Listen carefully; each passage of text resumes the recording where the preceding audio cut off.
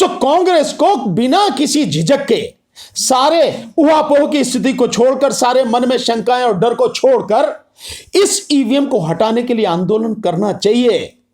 आंदोलन अगर नहीं करेंगे और देश की जनता शामिल हो जाएगी तो भी उन्हें आना ही पड़ेगा, लेकिन देश की जनता माफ नहीं करेगी किसी भी विपक्षी पार्टी को, ना कांग्रेस या किसी भी हो, और इंडिया गठबंधन को माफ नहीं करेगी जो इस ईवीएम को हटाने के लिए सड़क पर आ नहीं रहा। 141 सांसद, मतलब भारत के इतिहास में, दुनिया की बात कह सकता हूं मैं, लेकिन भारत के इतिहास में 3 दिन में 141 सांसद, 48 सांसद राज्यसभा से और 92 सांसद जो हैं वहां से लोकसभा से निष्कासित कर दिए गए 93। और फिर भी सड़क पर उतरने को तैयार नहीं है इंडिया गठबंधन। कह रहा है कि हम 22 को जो है बंद करेंगे। अबे 22 को क्या करोगे? 22 को तो संसद अपने आप ही बंद हो जाएगी, उसका अंतिम दिन है इस सत्र का, शीतकालीन सत्र का। तो ये बड़ी स्थिति है। बेशक कोई भी रही हो, लेकिन कांग्रेस को आना चाहिए, राहुल गांधी को बोलना चाहिए। दिग्विजय सिंह उस दिन मिले थे, हम लोग इसी से मीटिंग कर रहे थे, तो मैंने दिग्विजय सिंह जी से कहा कि आप मुख्यमंत्री रहे, वरिष्ठ नेता हैं, आप कहिए राहुल गांधी चुप क्यों है, ईवीएम पे बोलते क्यों नहीं है? राहुल गांधी बोले, सोनिया जी बोले, खड़गे साहब बोले, पूरी कांग्रेस पार्टी लीड करे और इंडिया गठबंधन को लीड करे इस ईवीएम के मसले पर, तभी देश बचेगा, अन्यथा देश नहीं बचेगा।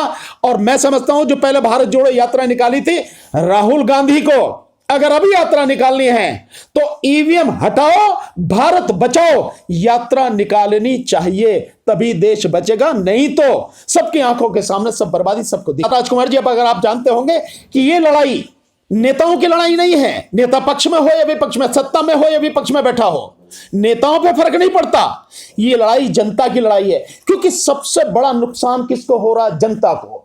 एजुकेशन किसकी खत्म हो रही है? जनता की, गरीब आदमी की, बहुजन समाज के लोगों की, SC ST OBC और माइनॉरिटी की, इनकी शिक्षा खत्म हो रही है।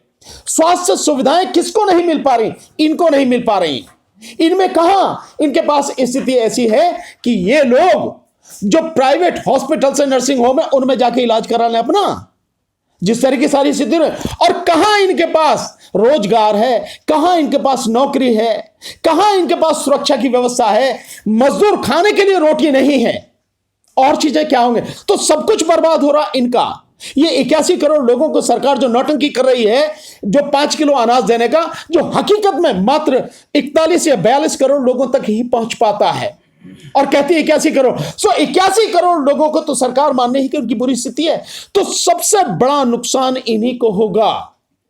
और मोदी से ज्यादा खतरनाक शातिर व्यक्ति इस देश में कोई नहीं है जो लोगों को मूर्ख बनाएगा, कहेगा तुम्हारे भले के लिए कह रहा हूं, लेकिन उन्हीं की कब्र खोद देता है। नहीं करेंगे। ऐसा है जब राजतंत्र होता है ना पीपल साहब, तब भी आंदोलन सरकार के खिलाफ होते हैं।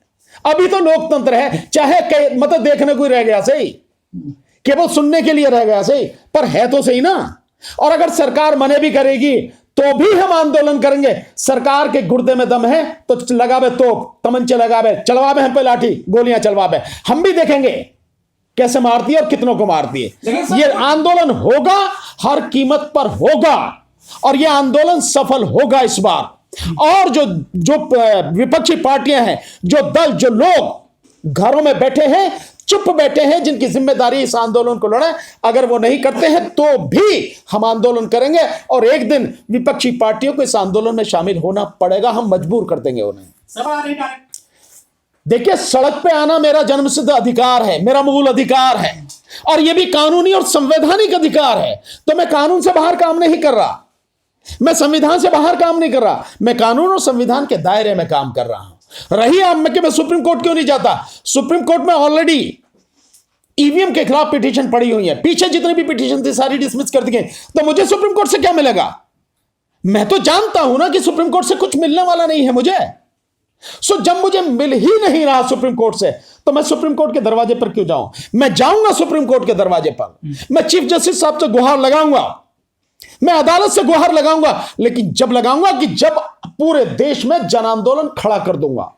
जन आंदोलन खड़ा करने के बाद मैं कोर्ट के पास जाऊंगा और कहूंगा कि इतना बड़ा अन्याय हो रहा, आपके अलावा इसे कोई नहीं हटा सकता, अन्यथा देश में जन आंदोलन चलेगा। ये लोगों के साथ हमने, देश के लोगों के साथ कोई भेदभाव नहीं किया, उनके साथ कोई घात नहीं किया, उनको धोखा नहीं दिया। लगातार हम ईमानदारी से देश की बात, देश के लोगों की बात, आम जनता की बात, गरीबों की बात, शोषित पीड़ितों की बात लगातार उठाते हैं। इसीलिए लोगों का विश्वास है और इसीलिए लोग हमारे साथ जुड़ने को तैयार हैं और इसीलिए लोग हमारे साथ में जुड़ रहे हैं। तो ऐसे ही आंदोलन बनेगा। सर आप और बताए दे रहा हूं, हम तो कर ही चुके हैं कुछ शुरू। इस देश के लोगों को भी एक दिन लड़ना पड़ेगा, सरकार से लड़ना पड़ेगा। वो चाहे आज लड़ लें, वो चाहे 2 महीने बाद लड़ लें, चाहे साल भर बाद लड़ लें, 10 साल बाद लड़ लें, 50 साल बाद। एक लड़ाई सरकारों के माध्यम से जो गंदगी फैलाई गई है और जो सरकारें फैला रही हैं, जो नेता फैला रहे हैं, इनके खिलाफ इस देश के लोगों को लड़ना पड़ेगा। जब भी वो लड़ना चाहें उनके ऊपर है। आज लड़ लेंगे, कुछ बच जाएगा, नुकसान कम होगा। जितनी बाद में लड़ेंगे उतनी ही तबाही सबके सामने हो। लेकिन वकील साहब है, ईवीएम तो इतनी सी देर में हट सकता है, इतनी सी देर में, और बाकी रहा बैलेट पेपर, तो सारी चीजें अवेलेबल हैं। आज की तारीख में क्या नहीं है, रातों रात सब कुछ होता है, हारी व्यवस्था, सब कुछ। मोदी आके एक झटके में आके 4 घंटे का आपको टाइम देके पूरी देश की करेंसी बदल देता, कहता नोट बंद, कहता देश बंद, मतलब ये नहीं हो सकता, कहता जीएसटी लागू।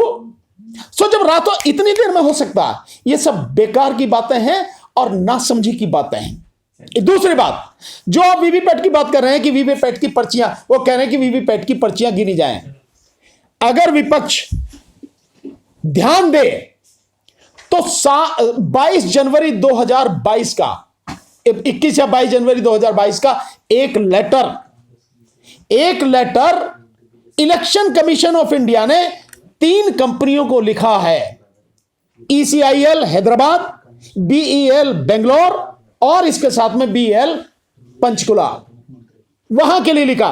क्या लिखा है उसमें? लिखा है कि 17.5 लाख वीवीपैट जो आपने हमें दी 2017 में, उनमें से 37% यानी 6.5 लाख वीवीपैट खराब हैं। ये लेटर, और ये लेटर बाकायदा कांग्रेस के पवन खेड़ा जी ने बहुत जबरदस्त प्रेस कॉन्फ्रेंस करके सबको दिखाया। 7 महीने पहले की उनकी प्रेस कॉन्फ्रेंस देखो आप। सो तब भी समझ में नहीं आ रहा उनको, यानी 2022 में लेटर लिख रहा है और 2022 से पहले जो चुनाव हो गए, जहां भी हो गए, तो वो उन्हीं खराब वीवीपैट के माध्यम से हुए हैं ना, बावजूद उसके। और उसमें है भी कितनी, जो 4 लाख वीवीपैट है वो ECIL कंपनी ने, जो हैदराबाद वाली, उसको भेजा कि तुम्हारी ये खराब है वीवीपैट, और 1,85,000 जो है वो BEL बेंगलोर की, और जो बाकी जो है करीब 65,000 वो है यहां की आपकी पंचकुला की। ये स्थिति है, तो उसके बावजूद भी विपक्ष कह रहा है कि वीवीपैट से कराया जाए। यानी विपक्ष इतना डरा हुआ है, ये विपक्ष में बिल्कुल दम नहीं है, कह नहीं सकता कि ईवीएम हटाओ। इससे बड़ा दुर्भाग्य क्या हो सकता है?